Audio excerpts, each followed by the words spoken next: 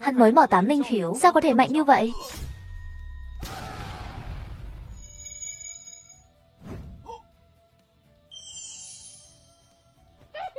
Không ngờ tên trộm này có rất nhiều vật phẩm, có thể đổi được rất nhiều đồ ăn nhẹ.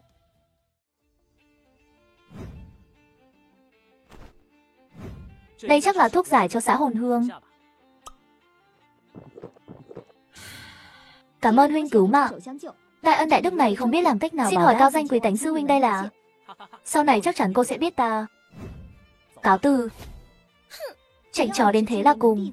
Đệ tử Thanh Vân Môn là người như vậy sao?